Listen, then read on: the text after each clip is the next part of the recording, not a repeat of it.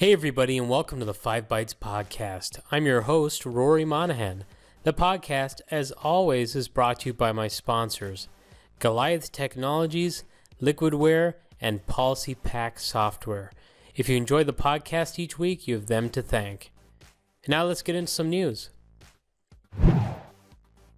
A survey by irishjobs.ie shared this week disclosed that 44% of people currently working from home in Ireland find they are working longer hours than they would in a normal workday. Of those working longer hours, 21% find that they cannot switch off from work, 12% feel that they are working less efficiently, and 11% claim to have a heavier workload than usual. The survey also revealed that 51% of employees find that they are interrupted during their working day by family members, while 22% are dividing their time between a job and homeschooling their children. 21% claim that daily chores such as laundry in their washing machine proved disruptive, causing a distraction during the working day. Sadly, almost half of employees choose their kitchen table as their designated workspace, followed by a home office at 20% or a spare room at 14%. When asked if they miss their usual working environment, 79% of employees surveyed stated that they did. Socializing with work colleagues ranked as the main reason for 89%. Other reasons for missing the usual working environment included working at a proper desk, as voted on by 62%, or missing the facilities available within the workplace, voted on by 25%. And it's kind of a given. I mean, if you go home to work and you're using the kitchen table, that's less than ideal.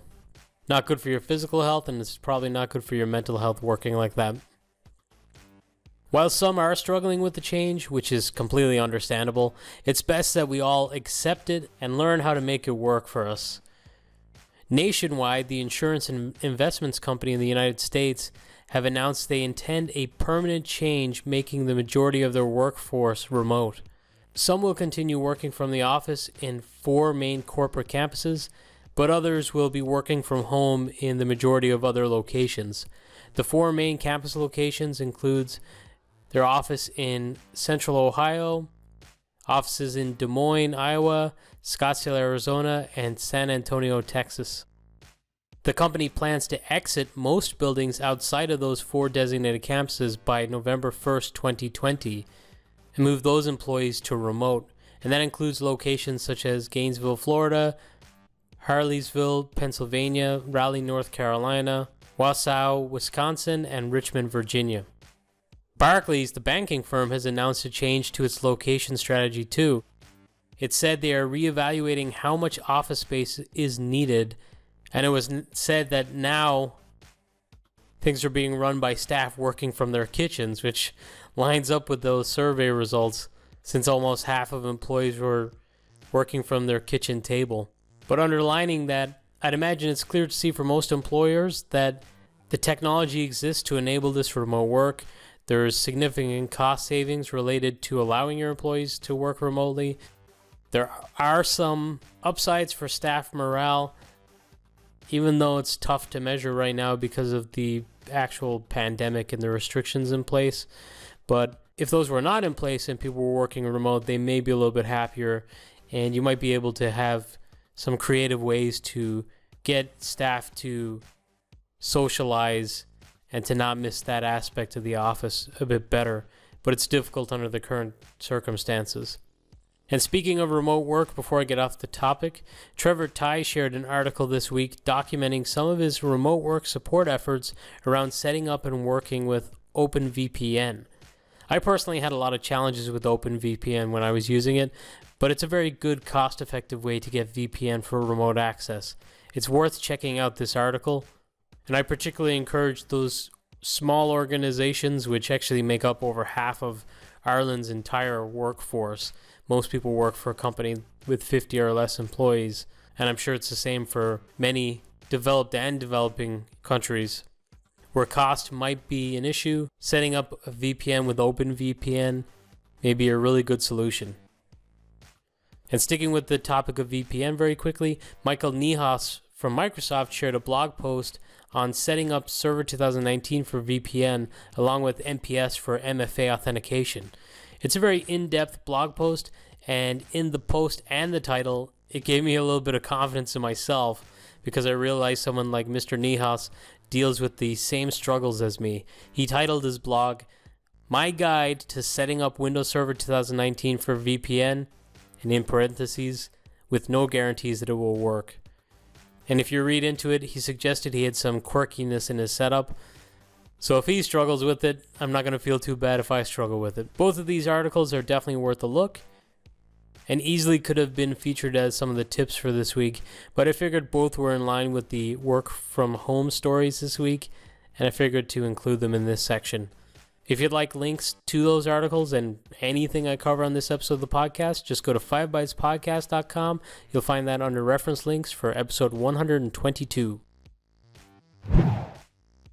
And a little bit remote work and remote access oriented, Windows Virtual Desktop has seen a huge spike in demand, and just this week it got a pretty significant upgrade. In an accompanying article from Microsoft detailing new features, they discuss the many benefits of said features that appear this week. Now, the majority from what I can see are products integrating with WVD, like Microsoft Endpoint Manager for helping to deploy and manage application deployments as one example of what it can do. There's also going to be the upcoming support for Microsoft Teams, which is obviously very in right now. There were the recent Azure AD and licensing changes that I talked about, I think, on 2 or 3 episodes ago of the podcast, which WVD customers or users will now benefit from, as they can now use Azure AD single sign-on with as many cloud applications as they like across all pricing tiers, including the Azure AD free. Most notable for me is the fact there's now a relatively good management console for creating your host pools, images, and everything else you require for WVD. The lack of a decent console in the past is a big reason why I opted to use products like CloudJumper. Obviously, you still benefit greatly with CloudJumper, and I'll continue to use it since it does so much more, but it's good to see that Microsoft's native tooling is at least getting better. There are also changes to data storage, some of which is significant enough to have led to the solution becoming HIPAA compliant. So healthcare providers will now be able to entertain WVD as a solution. Also getting a mention in the WVD features was something that was listed as an Edge feature in a recent blog post by the Microsoft Edge development team, and that is the ability to switch between Edge profiles, which is kind of similar to Google Chrome, how you can have multiple profiles and switch between them. And this means you can keep your personal bookmarks and browser settings separate to your work, for example, if you're using Edge in an enterprise environment, and obviously gives you the ability to sync across various machines so you're always getting your settings no matter what machine you're using. Version 20.04 of FSLogix has now been released. It features a lot of fixes. Unfortunately for me at least, I have found the product has suffered from reliability issues since the Microsoft acquisition. I hope the product stabilizes with this release, and in fairness, over the last few releases there's been a significant number of fixes, and that continues, so hopefully it does stabilize. And speaking of FSLogix, Ivanti have released Workspace version 10.4.40, which brings support for managing FSLogix profile containers. There was a really interesting acquisition this week. NetApp have acquired CloudJumper, who for my money provide an excellent product for helping to set up and manage your Windows Virtual Desktop, and also just to support desktop as a service or virtual desktops across various different cloud platforms. I think this makes a lot of sense for NetApp. One of the integral parts of WVD is application management and user profile and data management, which by design requires storage. And one of the best storage solutions in Azure is NetApp Files. I feel it would be in NetApp's interest to help customers get to WVD and in turn get them to consume their cloud storage solution too. There were no details pertaining to the valuation and how much NetApp spent to acquire CloudJumper or any real nitty-gritty details of the deal. that I could find online. But I'd like to offer a congratulations to all of the great people at CloudJumper, some of whom I've actually had the pleasure of working with directly. That includes JD, Drew, Ryan, Mitch, Doug, Robin, Brad, and the entire team. The Microsoft SysInternal tools, including Sysmon, Core Info, Process Explorer, and LiveKD, have just gotten new versions posted. If you use these tools, it's time to download the latest and greatest. This week, Citrix announced they are now offering a RemotePC to additional Citrix Virtual Desktop services, including Citrix Virtual Desktop's Essentials and Citrix Virtual Desktop Service. This is their excellent solution for allowing people to remote into their workstation back in the office while at home through a Citrix session. It works incredibly well and is so simple thanks to the desktop already having all of their apps and files that the user requires on them. It doesn't mean you have to try and wedge in applications and get a profile management solution in place for your remote workers in a pinch in this pandemic if you are not in a position to. It might be quicker just to enable them to remote into their desktop back in the office. Personally, I feel it's certainly a better solution than sending them home with a VPN. Also, coupling it with Citrix Cloud could mean not requiring a full Citrix farm in order to utilize it. You could just set up the VDA on your workstations and have them broker through the cloud, which would be awesome. Microsoft Teams now supports 50 concurrent meetings per tenant and has extended the duration limit to 16 hours. There has been other changes like audio streaming, background customization possibilities, and more. This is certainly a time to stand up and be counted for Microsoft Teams, particularly with the security holes in Zoom, which became instantly very popular. Unfortunately, a vulnerability has also been disclosed in Teams, which allowed an attacker to take over your account. The attacker could inject malicious code into a GIF, which they can send by leveraging misconfigured DNS to get in order to send the GIF. The culprit GIF was a Donald Duck little clip. The attacker could send the GIF and then delete, and then you would have been compromised without ever knowing it because you wouldn't have even seen it. The CyberArk research team who discovered the issue worked with Microsoft, and the mitigations have already been completed. In a really interesting story, according to a ZDNet article, the Shade ransomware gang have published more than 750,000 decryption keys on GitHub. Kaspersky apparently is working on a decryption app to help those affected get the decryption key they need. The gang published an apology that included the sentence, quote, "We apologize to all the victims of the Trojan and hope that the keys we published will help them to recover their data," end quote. It's pretty interesting to see all of a sudden they're showing such remorse. It's one of the oldest strains of ransomware and originated back in 2014, so 750,000 decryption keys. That was a pretty widely deployed attack. It'd be interesting to know what their motives are for shutting it down at the end of last year and now providing decryption keys on GitHub. Good job by Kaspersky for stepping up and working on a decryption app. PDQ version 19.0.40.0 has been released, which brings the new PowerShell scanner feature, which allows customers to store pretty much any data that they can retrieve using PowerShell. PDQ have also shared a repository of PowerShell scripts to help get customers started with the feature. Also in this release, you can now reorder one-time application deployments. So I try not to cover stocks too much, but I noticed something really interesting this week. F5 Network saw a one-day surge that increased their stock price by a massive 9%. Maybe some of the factors is that they reported strong Q2 performance, and while there has been some negative impact to them due to COVID-19, there's also been some gains with certain products due to the nature and demand for remote work. So next I want to cover some quick hits relating to third-party vendor patches for April, which includes Adobe have announced that Adobe Illustrator, Bridge, and Magneto have multiple vulnerabilities ranging in severity up to a pretty high severity, as there are some in there that could allow remote code execution. It feels like now more than ever these remote code executions, these 0 days, are pretty much present every single month, and it's a further indication that you should stay current with patching. Sophos has disclosed a SQL injection vulnerability in their XG firewall product. Unfortunately, about a week ago, Sophos became aware of attacks in the wild utilizing the vulnerability, and they quickly acted to get a patch published. Interestingly, the fix itself will also let you know if your data was compromised. So if you use the XG firewall product, get patching, and check out the console to see if your data has been compromised.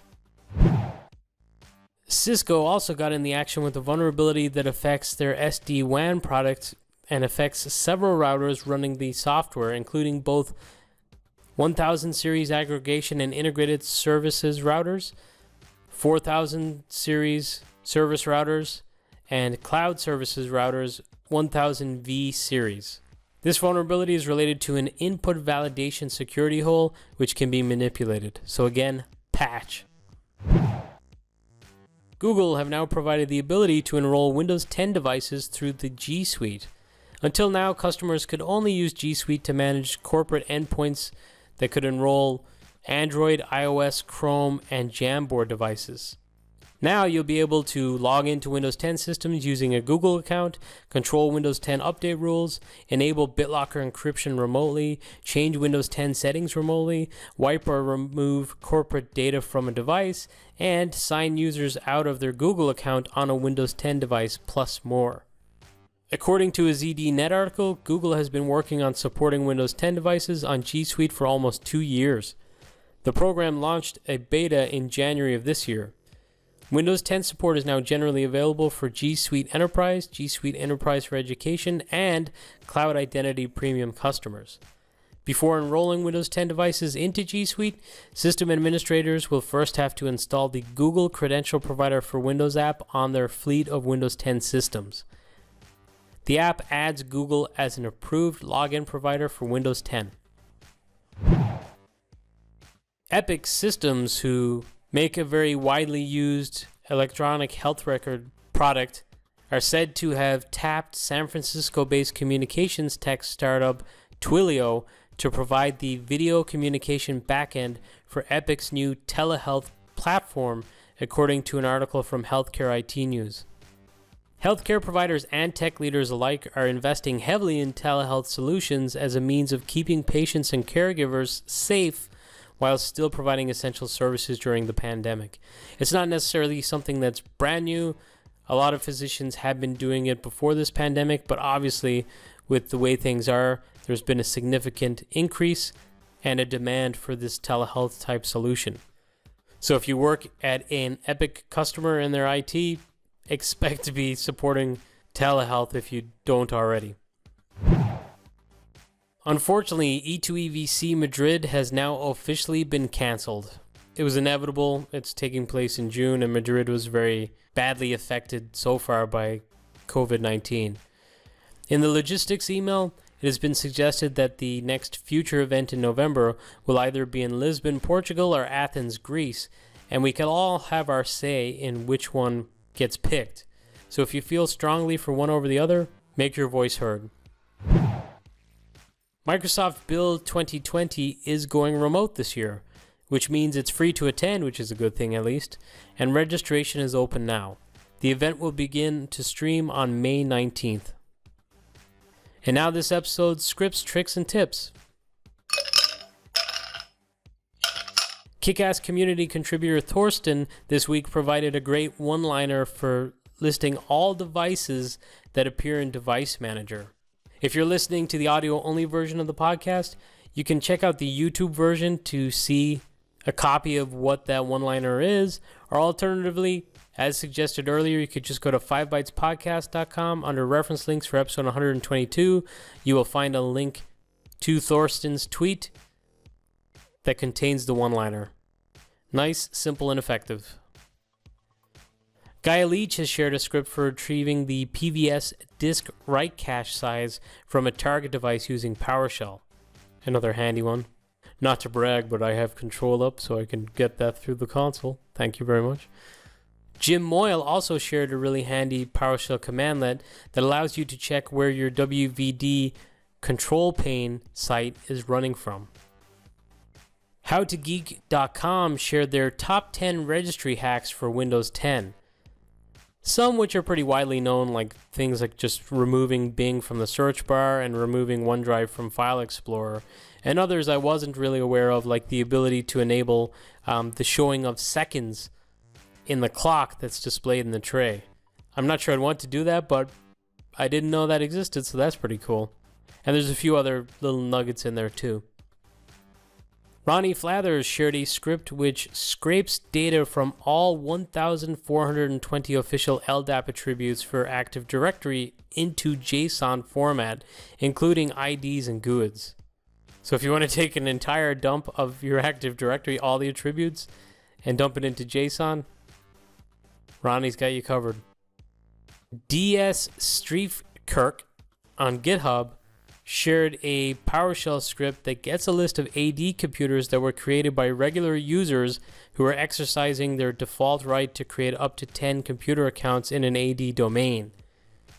So that's a pretty interesting one for security auditing purposes, and I think every organization I've worked in, there have been some users or some departments that went to the next desktop operating system before there was an official company image. So that could be useful for finding that type of activity. And finally, Casper Johansson published a really in-depth article about deploying and supporting Microsoft Teams in Citrix virtual apps and desktops.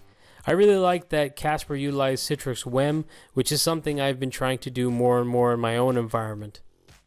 So if you're a Citrix customer and you're trying to support Teams right now, which I think a lot of us are, you want to check out this article. And that's it for another week. Thank you all so much for listening.